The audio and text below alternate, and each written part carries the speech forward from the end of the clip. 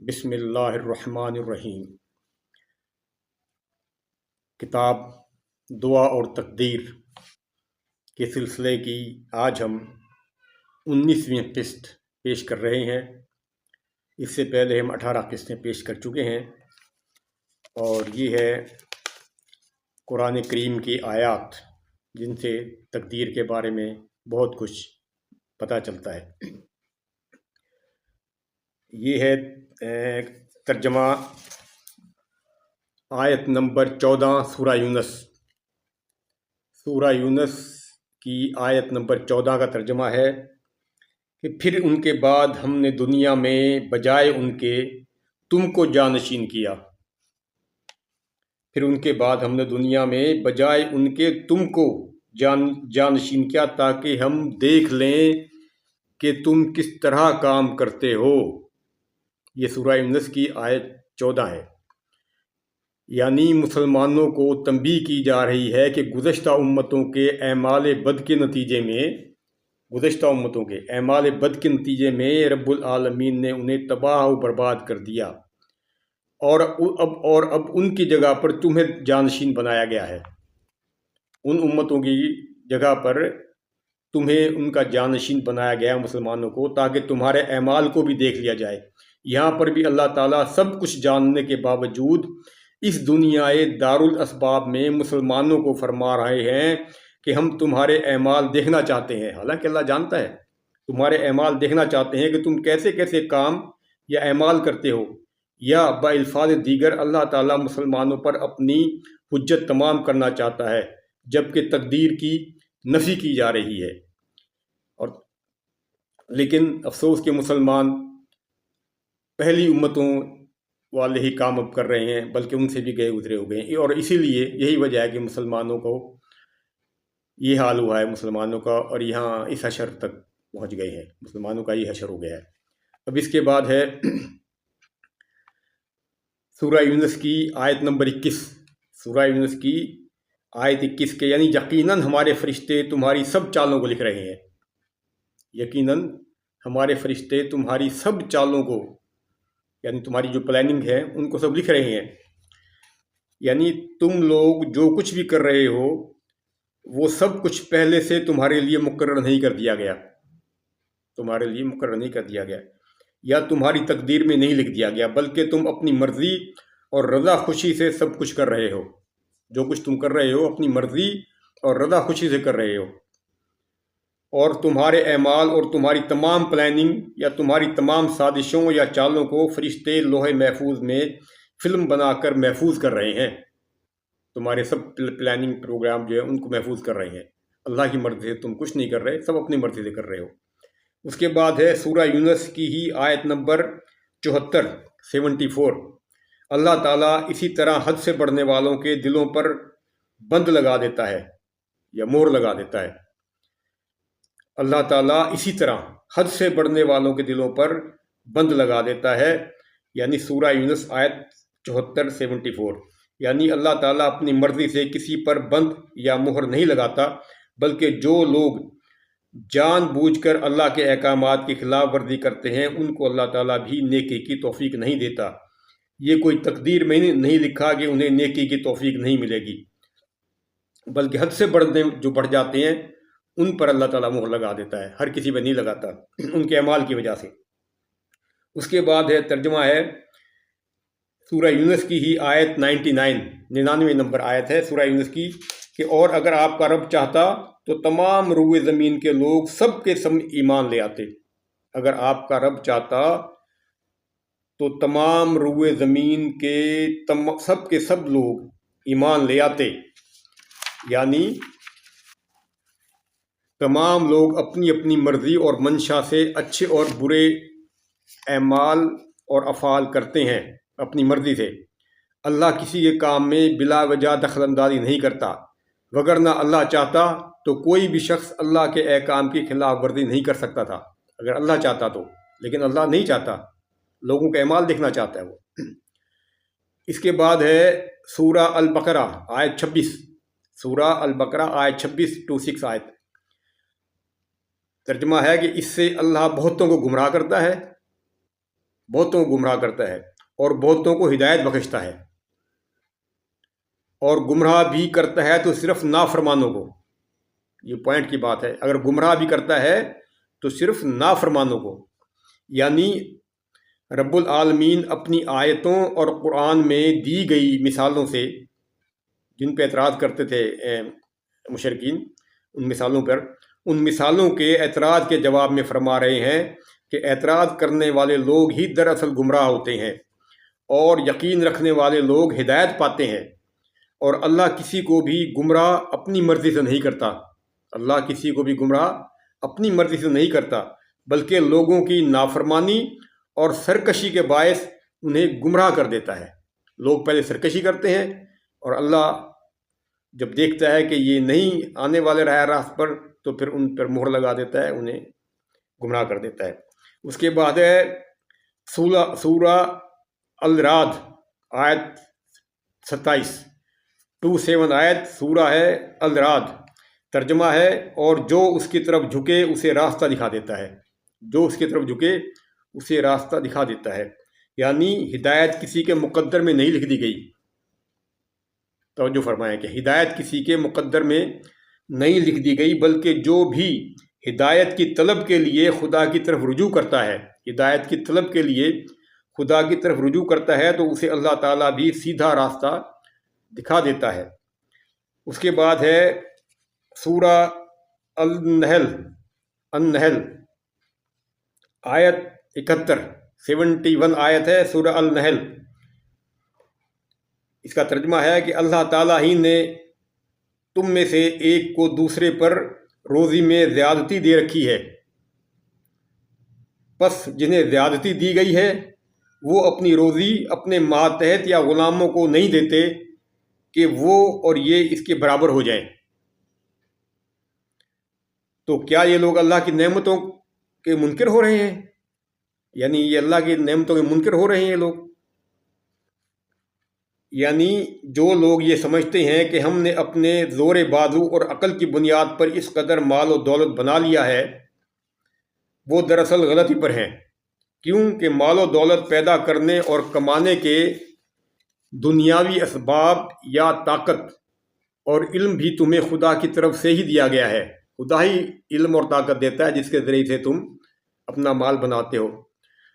اگر اللہ چاہے تو تم سے تمہارا سارا کمال اور قابلیت چھین لے، تمہاری ساری قابلیت اللہ سلب کر لے اور تمہیں برباد کر دے۔ لہذا جو کچھ بھی مال و دولت جن لوگوں کے پاس ہے انہیں یہ سمجھ لینا چاہیے کہ وہ اللہ ہی نے انہیں دیا ہے، یعنی وہ یہ سمجھنا چاہیے انہیں کہ اللہ ہی نے انہیں دیا ہے، اپنے زور بازو سے نہیں کمایا انہوں نے، اس لیے انہیں سمجھنا چاہیے۔ حالانکہ لیکن کماتے زور بازو سے ہیں، اپنی عقل سے، جو اللہ نے دی ہوئی عقل ہے اس سے ہی کماتے ہوں۔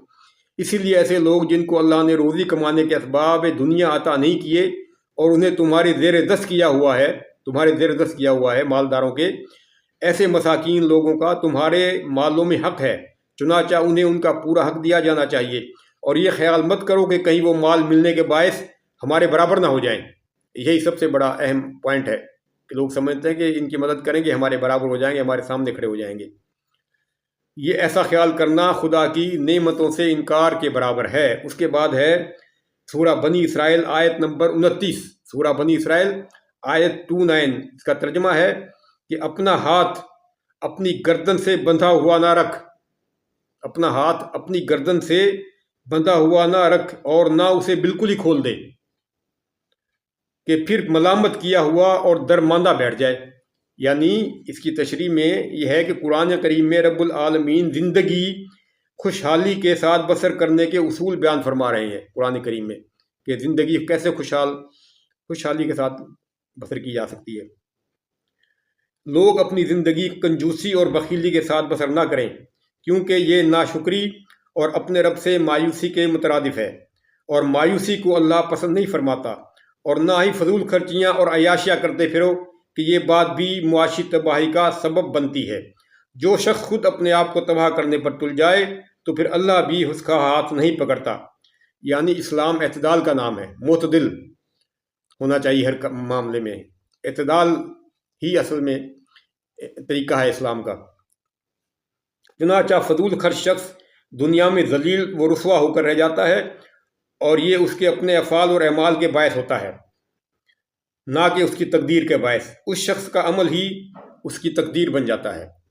اس کے بعد ہے سورہ الحج، آیت نمبر 40 الحج سورت۔ اس کا ترجمہ ہے، اگر اللہ تعالیٰ لوگوں کو آپس میں ایک دوسرے سے نہ روکتا، غور کریں، بڑی پوائنٹ کی بات ہے، اگر اللہ تعالیٰ لوگوں کو آپس میں ایک دوسرے سے نہ روکتا رہتا تو عبادت خانے اور گرجا گھر اور یہودیوں کے معبد اور وہ مسجدیں بھی ڈھا دی جاتی، عبادت خانے، گرجا گھر، یہودیوں کے معبد سب ڈھا دیے جاتے اگر اللہ تعالیٰ لوگوں کو ایک دوسرے سے نہ روکتا۔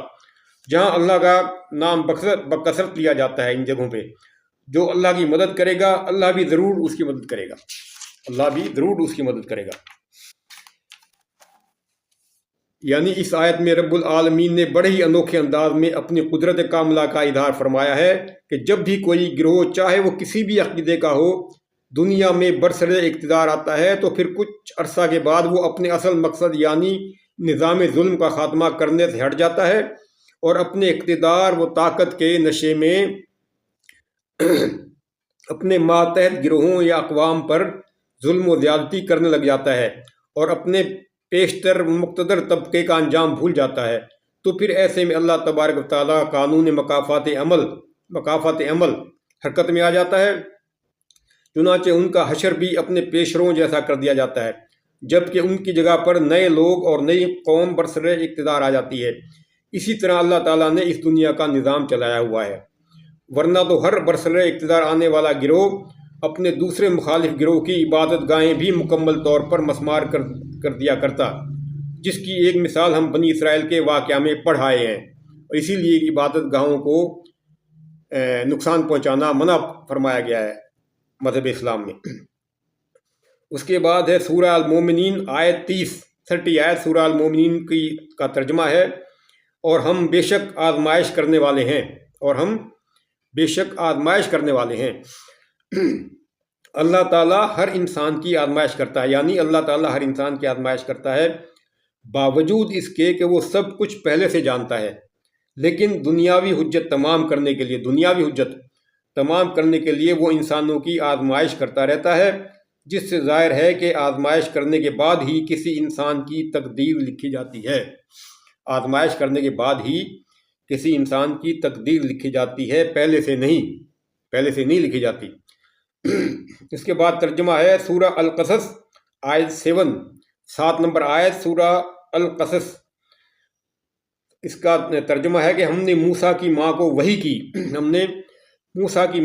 کی کہ اسے دودھ پلاتی رہے، اور جب اس کی نسبت کوئی خوف معلوم ہو تو اسے دریا میں بہا دینا، یعنی موسیٰ کو دریا میں بہا دینا، اور کوئی ڈر، خوف یا رنج، غم نہ کرنا۔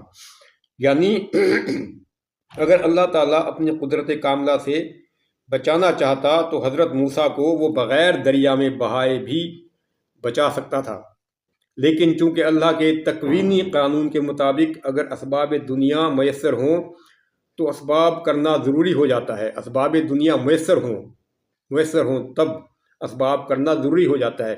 اس لیے موسیٰ کی والدہ کو رب العالمین نے اسباب اختیار کرنے کا حکم دیا، چنانچہ اللہ تعالیٰ موسیٰ کو بچانے کے لیے اسباب در اسباب پیدا فرماتا گیا، ورنہ تو اللہ چاہتا تو حضرت ابراہیم کو جیسے بغیر اسباب کے آگ سے محفوظ رکھا، اسی طرح موسیٰ کو بھی محفوظ رکھا جا سکتا تھا، لیکن جہاں پر اسباب بآسانی میسر ہوں وہاں پر اسباب اختیار کرنے کا ہی حکم دیا گیا ہے۔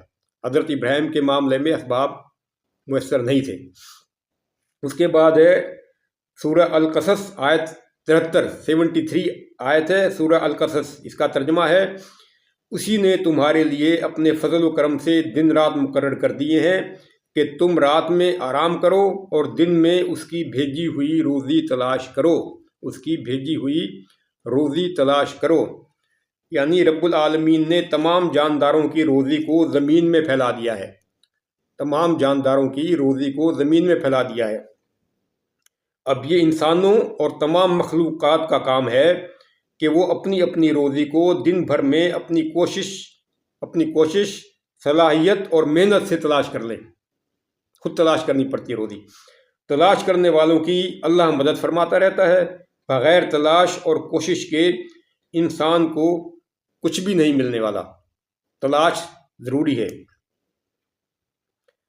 یہ نہیں کہ روزی انسان کے پیچھے پھر رہی ہے اس کی تلاش میں، نہیں، انسان کو روزی تلاش کرنی پڑتی ہے. یہ ہم الٹ عام طور پہ کہتے ہیں کہ روزی انسان کی تلاش میں ہے، جبکہ قرآن کہہ رہا ہے کہ انسان کو روزی تلاش کرنی پڑتی ہے. اللہ تعالیٰ نے تمام انسانوں کی روزی زمین پر مہیا کر دی ہے، اور وہ اس لیے نہیں ہمیں ملتی کہ سرمایہ دار جو لوگ ہیں، جو ذخیرہ اندوز ہیں، وہ روزی کو پکڑ کے اور ایک جگہ پہ اکٹھی کر کے ان لوگوں کو محروم کر دیتے ہیں اور خود ان سے ناجائز فائدہ اٹھاتے ہیں. اسی لیے اس روزی کو وہ بند کر دیتے ہیں اور لوگ محروم رہ جاتے ہیں، غربت بڑھ جاتی ہے. یہ خاص پوائنٹ ہے اس بات کا. اس لیے روزی کو تلاش کرو اور اس کی ذخیرہ اندوزی نہ کرو. اس کے بعد ہے سورہ الروم آیت 36. سورہ الروم آیت 36 ہے، اور اگر انہیں ان کے ہاتھوں کے کرتوت کی وجہ سے کوئی برائی پہنچے تو ایک دم وہ نا امید ہو جاتے ہیں. ان کے ہاتھوں کے کرتوت کی وجہ سے اگر کوئی برائی پہنچے تو ایک دم وہ نا امید ہو جاتے ہیں. یعنی انسان کو جو بھی نقصان یا برائی پہنچتی ہے وہ تقدیر نہیں ہوتی، یعنی پہلے سے لکھی ہوئی نہیں ہوتی، بلکہ انسان کے اپنے کرتوت ہوتے ہیں جو کہ عمل کے بعد لکھ دیے جاتے ہیں. یعنی ان کے اپنے ہاتھوں کی کرتوت کی وجہ سے ان کو نقصان پہنچتا ہے. آج ہم نے 19 قسطیں ختم کر لیں، اور انشاءاللہ آئندہ ہم 20ویں اور آخری قسط آپ کے سامنے پیش کریں گے. تب تک اجازت. اللہ حافظ.